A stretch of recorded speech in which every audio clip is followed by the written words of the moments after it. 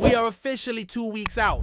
The clock's ticking. You can call it the 2-week warning if you want. Training camp is right around the corner. And for Pittsburgh Steelers fans, that means it's time to wake up from the off-season slumber. We're almost there. Good morning to all of you, whatever time of day you're watching or listening, and welcome back to another Daily Shot of Steelers. You already know how it goes. Every weekday, bright and early, we bring you that black and gold conversation that never really stops in Pittsburgh, does it? If you follow the Penguins or the Pirates, we've got something for you there too, but today we're sticking with football. Because July 23rd is the date. That's the day everyone's got to report to St. Vincent College out in Latrobe. No exceptions, no delays. Everyone's expected. And then boom, the very next day the pads start cracking. Now, let's not get ahead of ourselves. That first day isn't full contact football or anything. What you'll see most is conditioning drills, with the famous run test right at the center of it all. That run test is no joke. It's the players' first chance to prove to the coaches and maybe even to themselves that they didn't waste the summer, that they came in ready. But honestly, this year, I'm not all that interested in watching the conditioning or trying to guess who's in shape and who isn't.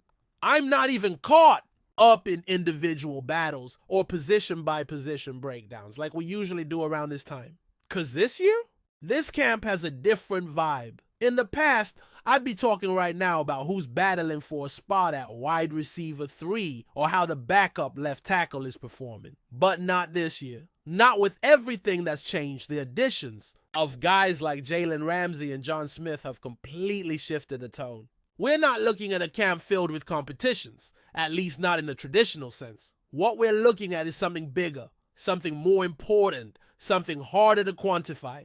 This camp is about one thing. These guys need to become a team. Now, I get it. That sounds like one of those coach speak cliches that people roll their eyes at. I know. I get it. And there's no hot takes in what I'm saying. There's no fantasy football speculation. I'm not here stirring the pot about someone's contract situation or creating fake drama just to get clicks. None of that. What I'm talking about right now is something that matters, like really matters, inside that locker room. Because when you talk to players, whether they're superstars or guys just scraping to make the roster, and you ask them about Latrobe, the first thing that comes up is always the same. Chemistry, brotherhood, shared struggle, life lessons. It's not about who won the one-on-ones. It's not about who ran the fastest 40. It's about who you went to dinner with that night in the cafeteria. It's about who sat with you on the dorm steps when you were questioning whether you belong. That's the stuff that lasts. And no, it's not guaranteed. It's not some automatic magical thing that happens just because the team shows up to camp. Not every player bonds, not every group becomes a unit. But when it works, man, when it clicks, that can be the difference between a team that flames out and a team that finds something real. And if you want proof, go back and look at the great teams in Steelers history. I'm talking about those guys from the mid-2000s. Troy, Polamalu, Brett Keisel, Aaron Smith, Hines Ward, and the core of those offensive linemen. That group was tight. That wasn't by accident. That was intentional. Troy in particular, he made it his mission to make every single guy on that team understand what it meant to wear that Steelers jersey. And it didn't matter if you were a starter or a camp body just trying to get through the first week. He wanted you to understand the legacy, what had been passed down to him, and what he hoped to pass down to you. Whatever you've ever thought of Troy, how great he was on the field, how humble he was off of it, multiply that by about 43. That's how much he meant to the franchise. And he wasn't the only one. There were leaders like that all over the roster across different position groups, coaches too. Especially those position coaches who spent every waking hour with their guys during camp.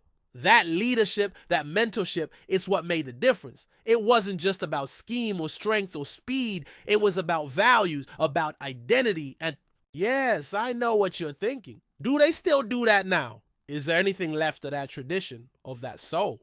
The answer is yes, but it looks a little different now. The culture's shifted. Society's changed. The way these guys communicate has evolved. More text than talks, more phones than face-to-face. But that doesn't mean it's gone, it's just different. And honestly, for this year's team, I think it's going to matter more than ever. Why? Simple. Because this roster is brand new in so many places. We're not talking about a couple of depth pieces being swapped out We're talking about foundational changes, key starters coming in, and not just coming in. Some of them are showing up late, really late. Aaron Rodgers was barely around for minicamp. Jalen Ramsey and John Smith haven't even practiced yet. They're going to be stepping onto that Latrobe campus for the first time when everyone else is already unpacked. There is no time for a slow build, no time for getting up to speed gradually. They need to hit fast forward on the whole process. They need to bond, they need to gel, and they need people to help them do that. And here's where things get interesting, because the guys who are going to have to step up and lead, some of them haven't really been in that role before. Let's take the defense, for example. You might raise an eyebrow at this one, but hear me out.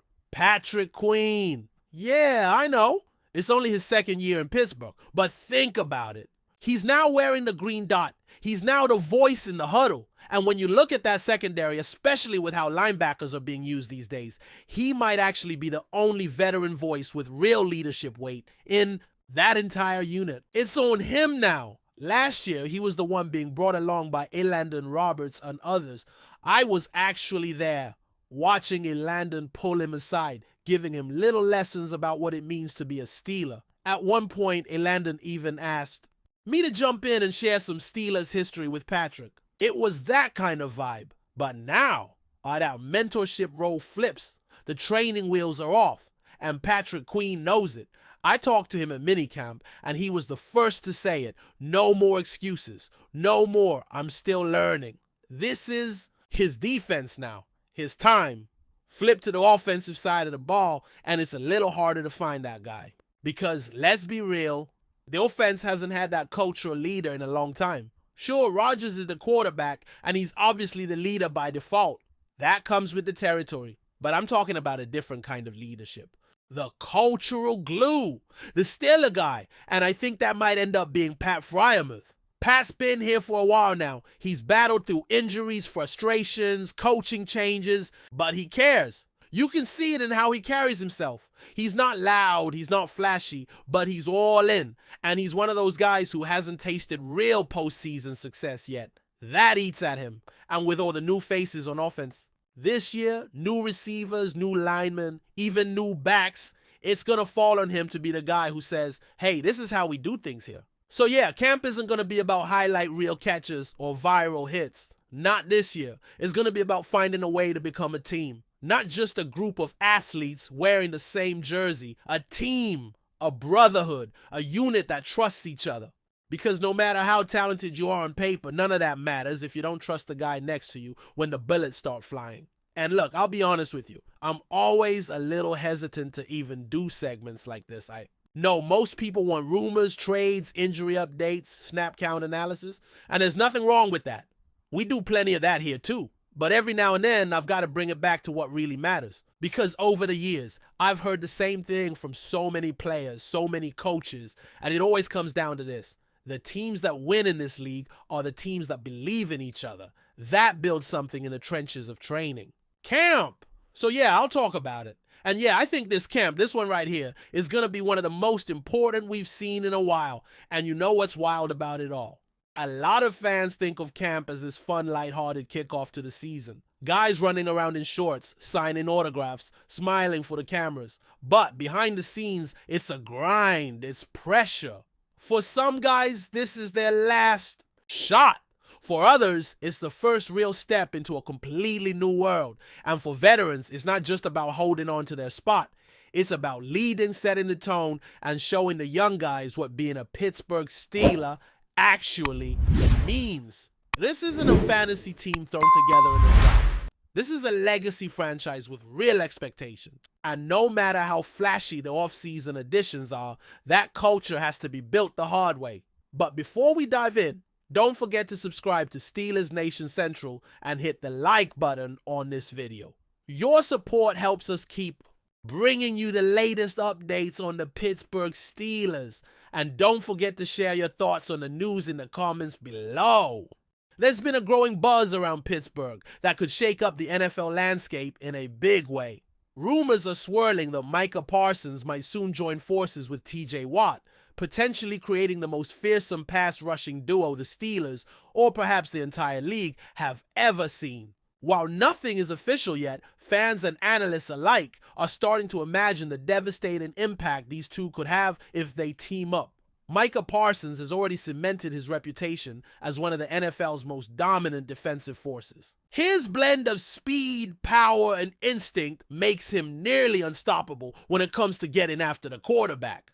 Parsons' rookie season with the Dallas Cowboys turned heads everywhere, and his consistent ability to disrupt offenses has earned him an elite status. Now imagine him lining up alongside TJ Watt, who has long been a cornerstone of the Steelers' defense and widely regarded as one of the best edge rushers in the game. TJ Watt, a multiple-time Defensive Player of the Year candidate, embodies relentlessness and technique. His ability to pressure the passer and make game-changing plays has been a key factor in Pittsburgh's defensive identity. Pairing Watt's veteran savvy with Parsons' explosive athleticism could spell disaster for opposing offenses. The potential synergy between these two stars could create matchup nightmares for any offensive line in the league. Reports have hinted that the Steelers' front office is seriously considering making a move to acquire Parsons, a player who could immediately elevate their defense to an elite level. While no trade or signing has been confirmed, the very possibility is enough to ignite excitement in Pittsburgh's fan base. The combination of Parsons' youthful energy and Watt's proven track record could rejuvenate the Steelers' defense, which has been searching for a new dominant edge presence to complement Watt.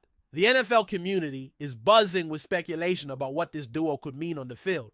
Could Pittsburgh once again become a defensive powerhouse reminiscent of their glory days? Would the addition of Parsons finally give the Steelers the pass rush threat that turns close games into blowouts? The mere thought of two of the league's best defenders wreaking havoc side by side has already sparked endless debates and highlight reels in fans' imaginations. Of course, all of this remains in the realm of rumor and potential. But if Parsons does join TJ Watt, it might not only reshape the Steelers' defensive fortunes, but also alter the entire balance of power in the NFL's AFC North. Keep an eye on the headlines. This storyline is far from over, and the Steelers could be on the verge of assembling one of the most intimidating defensive tandems the league has ever seen. That's it for this update. If you enjoyed the video and want to keep receiving exclusive news about the Pittsburgh Steelers, make sure to subscribe to Steelers Nation Central and give this video a like. We always look forward to hearing your comments and opinions. See you in the next video.